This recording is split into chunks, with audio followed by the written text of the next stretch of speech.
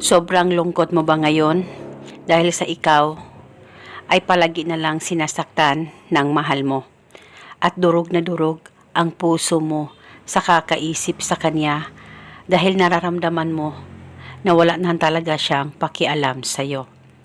Ngayon, may ituturo ako sa inyo na napaka-epektibong ritual upang makakatulong para magkaayos kayong dalawa ng mahal mo at siya na naman ang madudurog sa kakaisip sa iyo.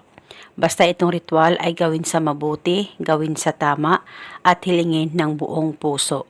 At paniguradong magkaayos din kayong dalawa ng mahal mo.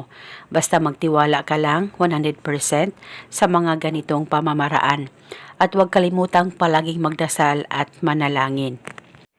Ang gagawin mo lamang, kumuha ka ng papel at panulat at isulat mo sa papel ang kanyang pangalan at apelido ng 5 beses.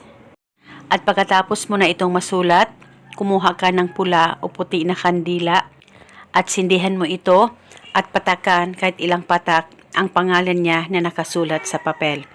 At nang mapatakan mo na ang kanyang pangalan, ay pwedeng tupiin ang papel at ilagay ito sa plastic o ziplock at dalhin ito kahit saan ka man magpunta. At wala na po kayong kailangan pang banggitin o ibulong na spell, basta gawin itong ritual na tama ang pagkagawa mo.